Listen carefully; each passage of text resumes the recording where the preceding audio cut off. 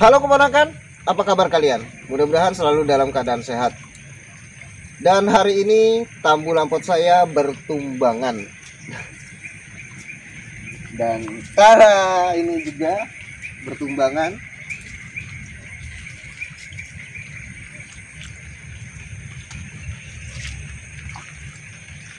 Sebenarnya saya sudah memprediksi, atau bukan memprediksi ya, tapi lebih ke sudah melihat perakiraan cuaca pada BMKG, bahwasanya BMKG menyatakan bahwa di lokasi Pondok Paman Petani dalam beberapa hari ke depan akan turun hujan dan disertai angin.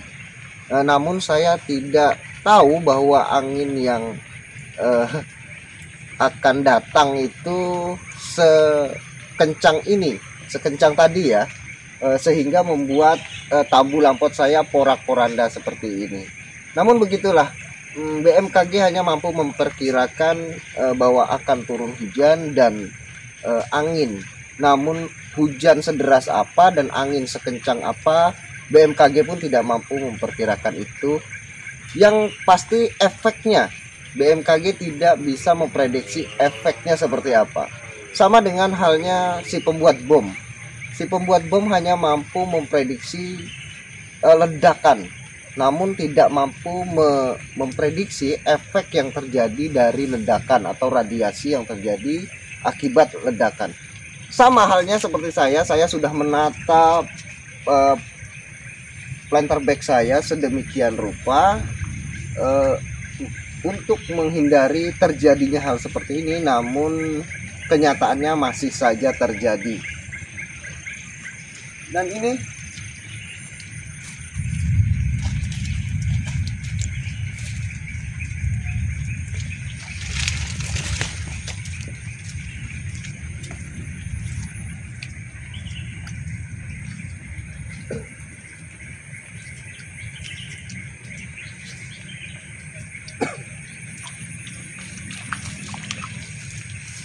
sebenarnya besok saya akan memberikan tips kepada kalian tentang cara pemangkasan tunas atau penyeleksian tunas baru.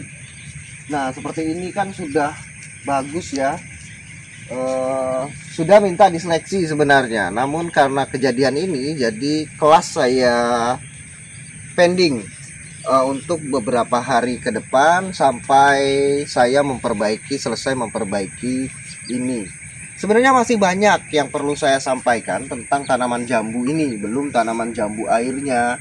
Nah, juga fungsi dari plastik ini. Fungsi dari plastik warna putih ini, selain membungkus jambu, sebenarnya saya gunakan sebagai perangkap kutu putih serta semut. Namun lebih lagi di musim hujan seperti sekarang ini nih, populasi kutu putih itu sangat banyak. Jadi kalau saat ini kita berkebun di tempat terbuka begini, jika kita tidak menggunakan insektisida, itu omong kosong untuk bisa menanggulangi kutu putih pada saat musim hujan, kecuali dengan beberapa strategi dan taktik seperti yang saya lakukan ini. Namun akan saya berikan nanti setelah saya memperbaiki tambu lampot saya yang porak-poranda ini. Juga tentang saya akan menyampaikan tentang kebodohan yang terus disampaikan tentang penggunaan sabun pencuci piring, yang mana dianggap itu adalah sebagai bahan organik. Padahal bahan aktif yang terdapat pada sabun pencuci piring yang ada itu bahan aktifnya adalah surfaktan, yang mana dalam beberapa penelitian dapat mengakibatkan ikan terganggu dalam reproduksinya.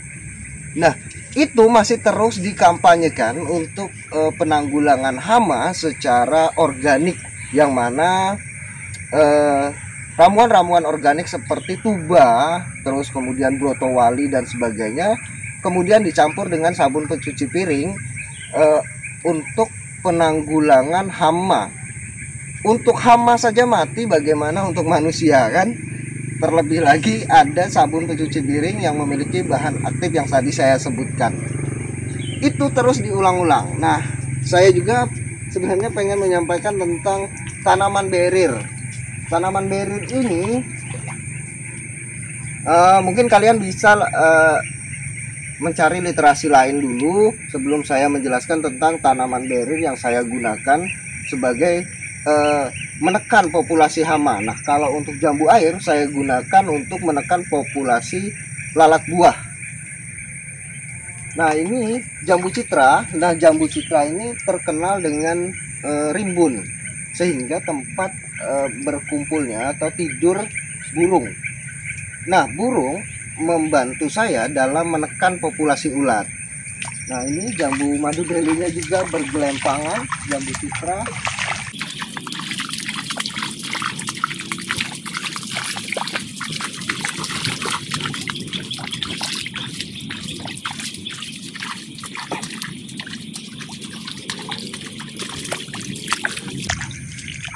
Dan juga ini belimbing.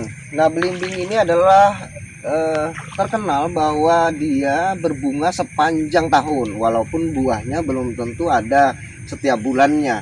Namun ini saya gunakan untuk sebagai pengundang lebah kelulut, yang mana dia membantu saya dalam penyerbukan sehingga menekan tingkat kerontokan bunga pada tanaman jambu. Kemudian buahnya seperti ini juga untuk sebagai pendeteksi populasi dari lalat buah.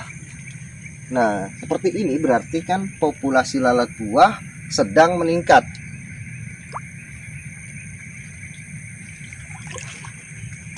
Dan masih banyak lagi strategi dan taktik yang ingin saya sampaikan kepada kalian, namun karena kenyataannya kebun saya sedang kena musibah, jadi saya izin dulu beberapa hari ini untuk memperbaiki kebun tambu lampot saya. Mungkin cukup itu saja yang bisa saya sampaikan pada hari ini. Kurang lebihnya saya mohon maaf. Salam buat keluarga Anda di rumah. Saya Adi Sulaksono, sampai jumpa.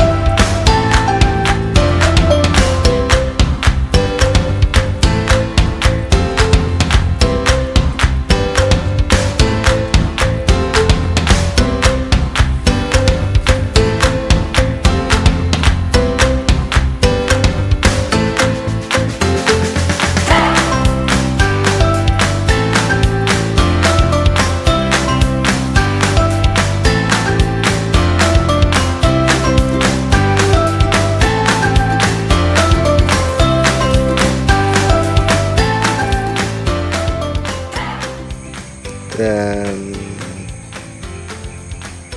sebenarnya nggak perlu lama untuk membenarkannya, cuman biasanya berefek pada buahnya, karena buahnya biasanya terendam beberapa menit sehingga kita harus buang, ataupun buah yang sudah besar copot sebelum matang.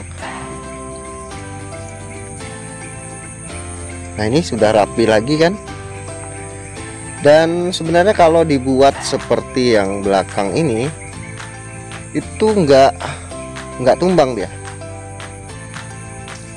kan, bagus, dia nggak ada yang tumbang, hanya yang depan itu. Sebenarnya kita mau rencana ganti planter bag yang ukuran 150 liter, namun belum sempat. Dan ini saya mau kasih lihat buah jumbo di ujung. Nah, ini sengaja dibuka untuk makan burung, biar burungnya makin betah di sini dan buahnya terjaga dari ulat-ulat.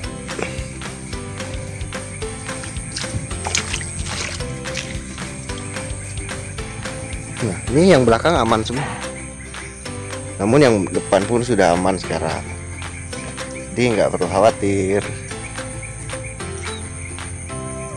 Oke, terima kasih sudah menonton video saya. Jangan lupa unsubscribe, biar kalian selalu ketinggalan dengan update video-video saya.